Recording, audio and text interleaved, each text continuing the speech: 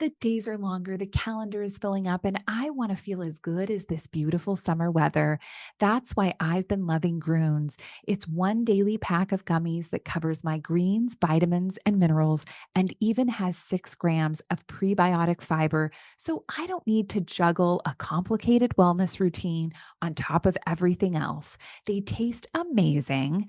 They're easy to toss in my bag on the go. Plus, they're vegan, gluten-free, and HSA, FSA eligible for reimbursement. Save up to 52% off with promo code podcast at gruns.co.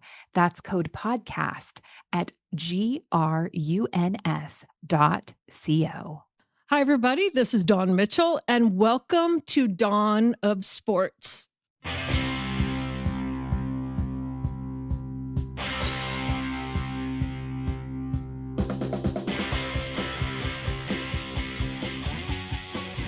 We have an awesome guest this week, and if you don't know anything about synchronized skating, you will be up to speed by the end of this podcast. Local Minnesotan doing good, not only a former skater herself, now a head coach and a founder of the Northernettes. So we have Alana Christie Bianchi coming up. That's right. This is Dawn of Sports. Looking forward to this conversation. Of course, I look forward to all of Dawn's conversations. This is Dawn of Sports, part of TalkNorth.com. Best way to listen to this show or any show at the network. Please subscribe to your favorite podcast app. It's free. It's the easiest way to listen. We also want to announce and welcome that we're adding Mark Rosen to our staff. Really looking forward to working with him. I know Dawn works closely with Mark on TV and doing Viking pregame shows, so it's really cool to have both of them working with us now. Thanks to our many sponsors, including Aquarius Home Services. We're coming to you from the Aquarius Home Services studio, Minnesota Masonic Charities, Giggly THC Beverages, and Natrium.com. Back to you, Dawn. All right. Thanks so much. Well, without further ado, I want to introduce Alana Christie Bianchi, who's a sensational, not only figure skater, synchronized skater, but now has become a Minnesota woman who has founded such a successful program, because it's not just one team. I think she's up to 7 now. Former 6-timer on Team USA, 5-time world champions. Alana joining the show right now. And Alana, first of all, you and I know each other for years now, and I have just seen you from the sidelines just grow into the spectacular young woman that you are. But now being a founder, how do you feel? Do you feel all grown up now? And look what you've made. This is amazing. Oh my gosh. Well, first of all, thank you for having me. It's crazy. We just finished our 8th season and we'll be heading into our 9th season. And I can't believe how fast it's gone. When people say, what is synchronized skating? They'll know of it, but when they see it in person, they're like, oh my gosh, how do you get this many women and men, if they do, but your particular team, women, skating so beautifully, so synchronized, and just, that takes a lot of work. Am I correct in saying that you now have like 7 teams, right? Ranging from like the beginners, like developing all the way up to juniors in college, right? Yep. We have 7 teams. This year we spanned age 7 to 23. So opportunities for any age, developmental through our collegiate team, which is full-time college students. And when you just recently came back from, I believe, Colorado, right? And then you were also over in Europe. Can you tell us about that and how successful your ventures were there? Sure. Yeah. So this season we were fortunate to be named to Team USA for the 4th season in a row. This is our junior team. Thank you. Yes, it's a big deal. There's only, there's 500 synchro teams in the country, and only about 13 or 14 of those are on Team USA. And so we have one of those here in Minnesota. This team is primarily high school students, 9th to 12th graders. And they got to compete in Salzburg, Austria, and Gdansk, Poland, as part of Team USA. And they brought home the gold medal from Poland, which was a huge accomplishment, our first international gold medal, which was really just the cherry on top of a really fantastic international season for them. And then followed that up a couple weeks later with a trip to the synchronized skating national championships in Colorado Springs. We had 4 teams qualify. We have a juvenile, novice, junior, and collegiate teams. And all teams placed in the top 6, brought home 2 medals. Everyone skated great. It was just a really fun event and great way to end the season. So, Alana, I know growing up here in the state of Minnesota, everybody skates. You either play hockey or you're a figure skater, but to be a synchronized skater, how does one get kind of lured into that? Was that something that you knew about growing up, or how did that happen for you?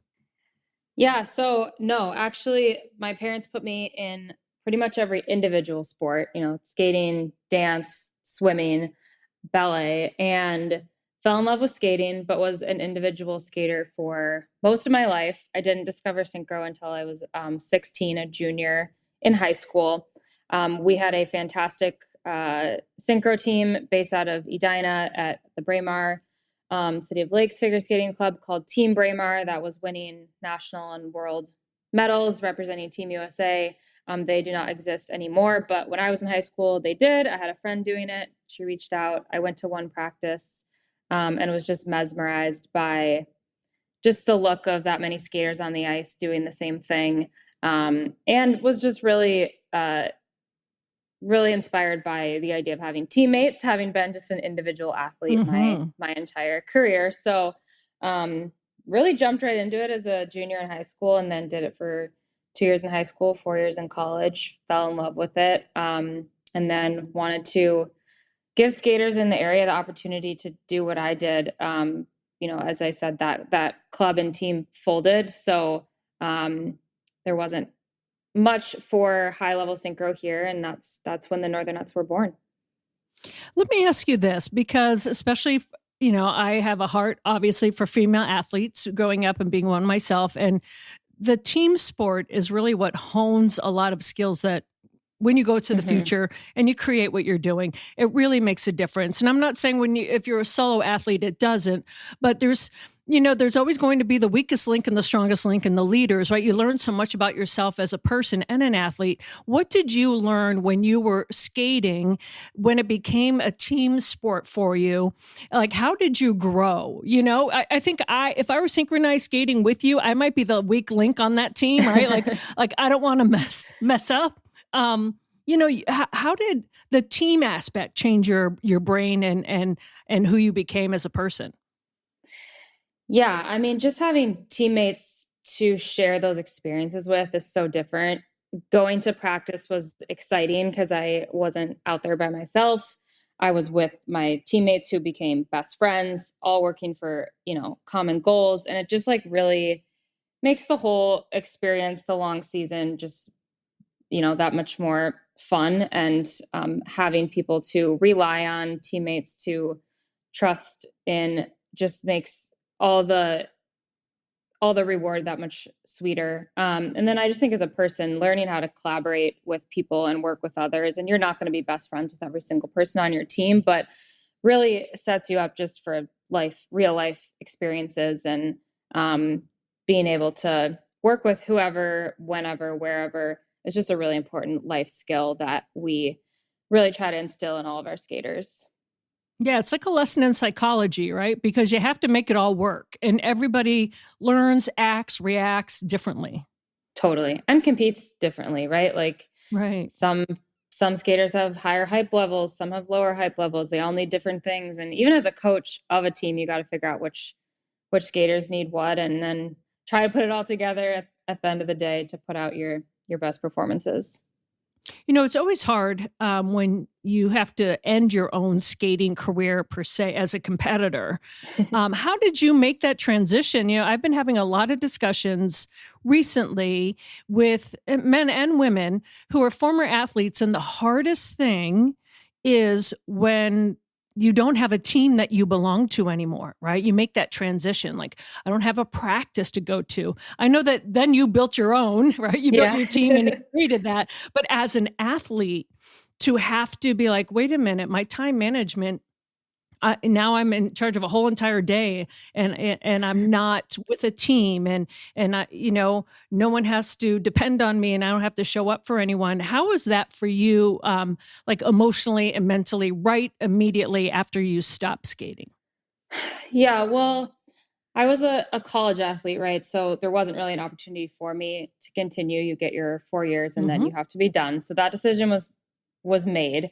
I thought maybe should I keep skating, but then was thrown into this coaching opportunity at Shattuck St. Mary's. That's where I spent my first year coaching. Just did one season there, but never missed I haven't missed a synchro season in the last 15 years now. So I never really felt like I missed anything. Instead of you having to show up to practice to skate, you have to show up to practice to coach and still have, people rely on you in a different way. And just, it's a really tight knit, small community.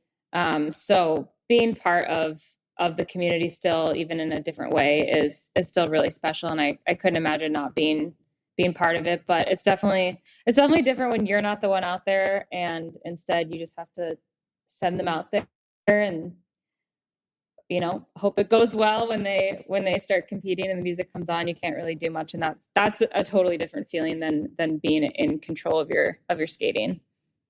More with Dawn and Alana in a second. We want to remind you we're coming to the Aquarius Home Services studios, and we want to thank Aquarius Home Services.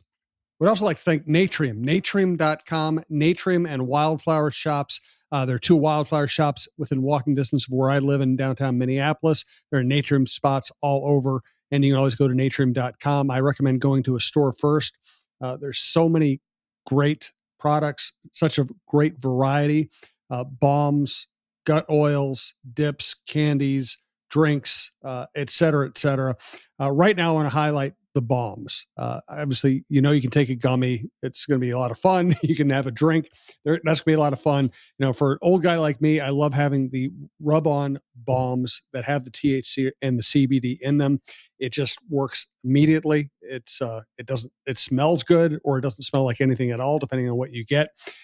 And you're not waiting for something to work internally. You can just apply it to the sore area. It works so well. You get pain relief within 15 minutes. You can do it 3 times a day, and it will help with muscle pain, arthritis, tendonitis, just muscle soreness, whatever you have. It's antifungal, anti-infectious, antibacterial, anti-inflammatory. Highly recommend it. So check out natrium.com. Check out a Natrium or a Wildflower shop, and tell them Talk North sent you. Also want to thank Minnesota Masonic Charities. When people think of the Freemasons, they often think of secret handshakes and unusual hats, and of course, the pancake breakfast. Minnesota Masonic Charities would prefer that you think about the work that they do right here in our community. Places like the Masonic Cancer Center at the University of Minnesota, or the Masonic Children's Hospital and the Masonic Home in Bloomington. They are just a few examples of the important work that the Freemasons support here in Minnesota. As part of the largest fraternal organization in the world, Masons have consistently answered the call when it comes to charitable needs. I am happy that Minnesota Masonic Charities has chosen Minnesota Bound and this podcast as a place to help spread the word. We look forward to learning so much more about their many programs here in the weeks to come. And back to Dawn. Jim, I just love when you do those. You just glow when you talk about your balms and your gummies. You do. You just glow. So it's working old for you. Old people are very simple. It's worked for you. Well, Alana, let's bring this forward now. In 2017, you decided, okay, the synchronized skating teams that I grew up with are gone, that were at Braemar. You talked about that. And then you decided to form your own, and it has grown so much. And the interesting model that I've noticed is you started with, let's get some experienced skaters in here. I think it's called the top-down theory of how to build a program. And let's get instant credibility. Let's show that we can compete. Show the good product that's out there, and then we'll build from within by bringing in younger skaters and all of that. It's a chance, and it worked so well. But what was the impetus for you to just say, "This is what I'm doing, and I'm going for it"? Wow, yeah. I had so many people when I first was like, okay, let's start a synchro organization. Everyone's advice was, start small, start with the little ones, and develop them and build up. And I was like, I've been around like the Team USA high level competitive synchro for the last, 6-7 years. I'm like, I'm not ready to just skip out on that for the next, who knows, 10 years. Right. So yeah, so we kind of hand recruited our first like 20 skaters. I was still young enough that, some of them were younger siblings of skaters I had skated with or that my sister had skated with. Like we were, pretty connected still to the Twin Cities, figure skating community. So handpicked, recruited those first 20, really cobbled together the best team we could and had a pretty good season. And then just honestly took a small step every single year, but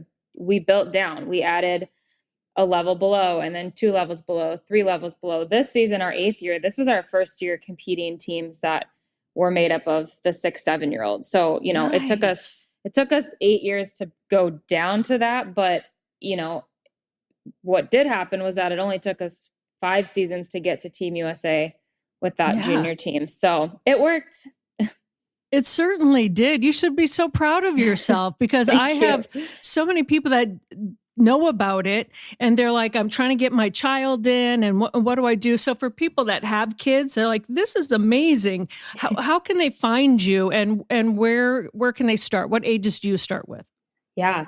So as young as they can be on ice skates and skate around the rink, there are developmental synchro team levels that just require you to basically be able to skate forward. So as young as you need to be, we have options for that. They're called Aspire teams.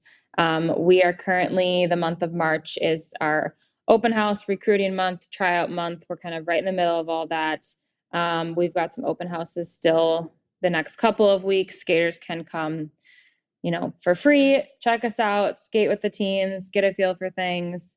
And then, we would love for as many skaters as possible to start as young as possible, build those skills, develop, move up through the levels, and then have those opportunities to maybe be on Team USA one day.